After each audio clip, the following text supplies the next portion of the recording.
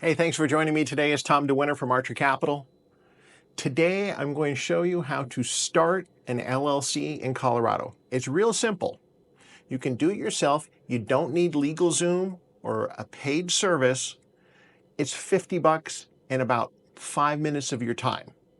So save yourself some money, do it yourself, and I'll show you how coming up next.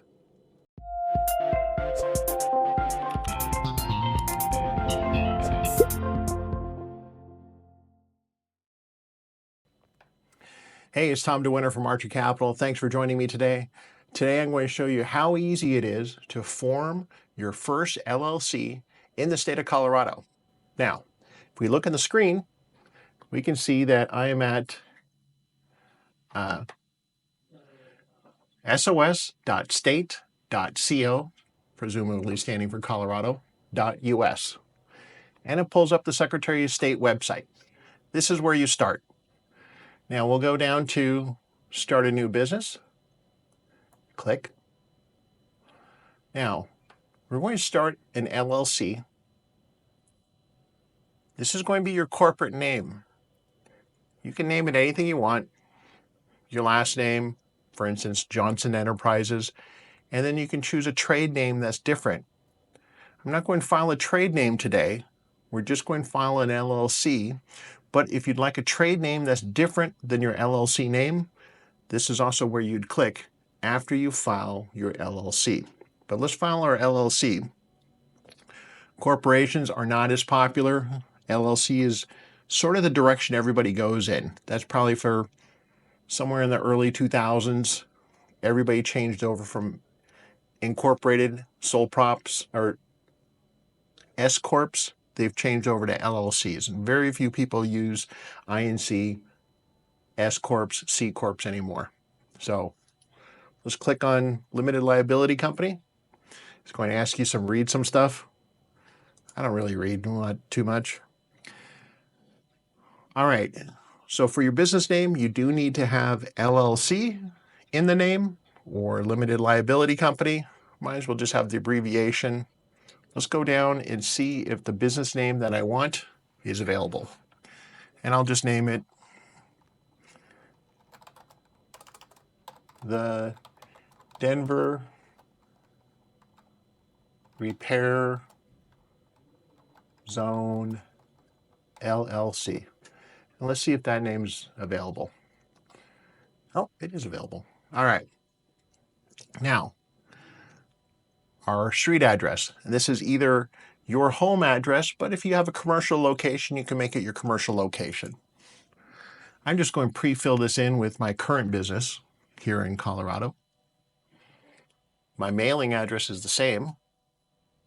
Next.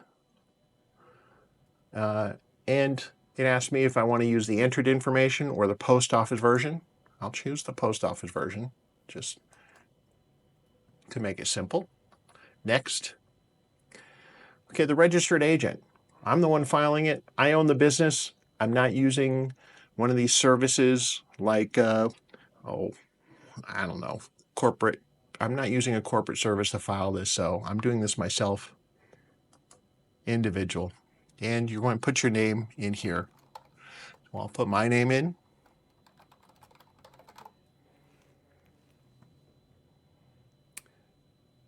Street address, it's the same.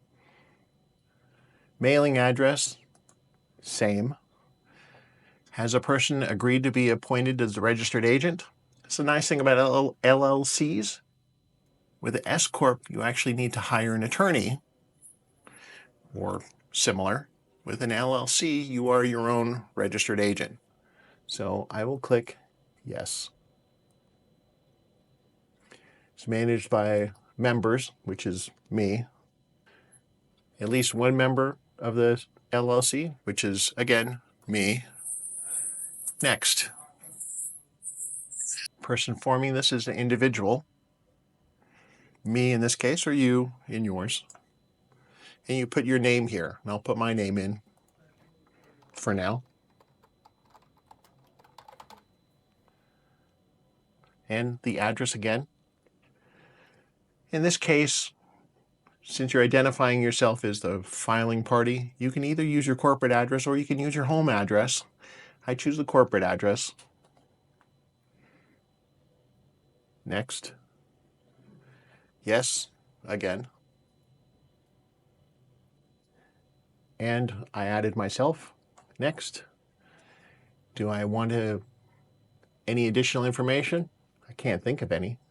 Do you need additional information? No. Do you want to take this? Do you want the filing to take effect immediately? Yes. I've read and understood this. Same person filing the LLC. Next. Do I want to sign up for email notifications? Honestly, I'm just doing this as a sample. Were I filing for a new business, an actual business, I would say yes, so that you'll always get the emails for notifications for renewals instead of getting it in the mail just in case you move corporate offices. But since I'm doing this as a sample, I'm going to say no, and also no to text messages. And let's double check that all the information is correct. This is what I've filed. We can scroll down. If it is all correct, you go and click Next, and it's going to ask you to pay. I'm not filing an actual business today, so I won't be paying anything. But if this was your business, you would pay something now. So hang on for the second part. I'm going to go to the IRS website, and I'll show you how to file your federal tax ID number. Thanks.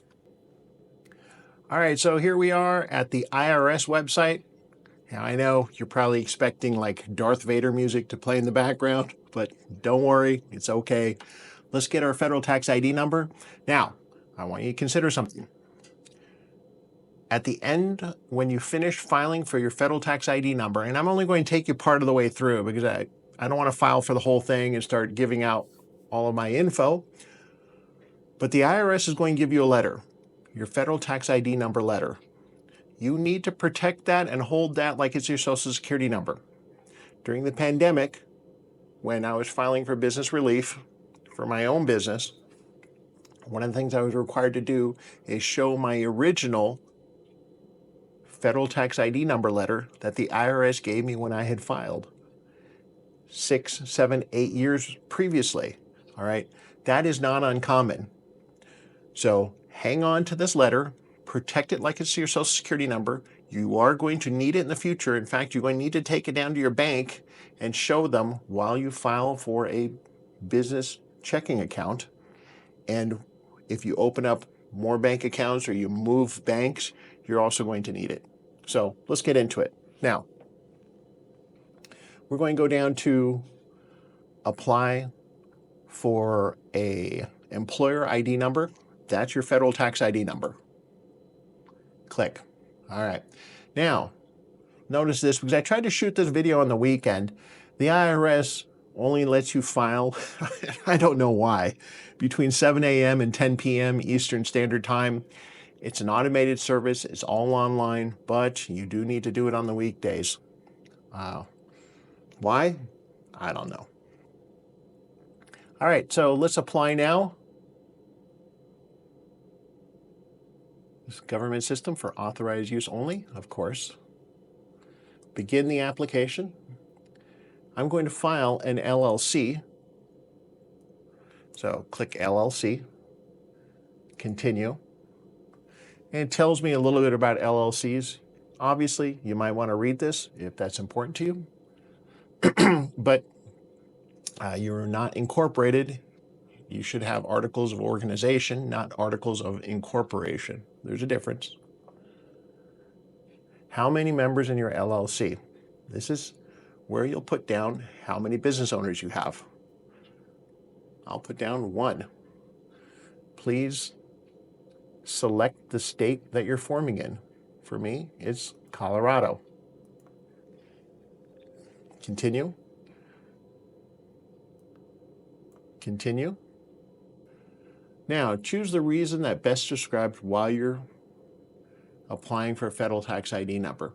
Now, in my case, in this example, we're filing for a new business, but if you're currently a sole proprietorship and you're becoming a corporation or something like that, you could select one of these other things. Or if you purchased your business, but we're going to click started a new business. Continue. All right, so this is the point where I'm going to stop because I don't feel like giving them my social security number and actually starting a business. But if you were, you would continue to authenticate. You do need to put in your social security number so that the IRS knows that you're not laundering money or doing anything crazy. It'll ask you for your address, details, and at the end, on EIN confirmation, it's going to give you that letter that you're going to need to download and save. All right? And that's it. Listen, if you like my content, I appreciate if you like and subscribe to our channel.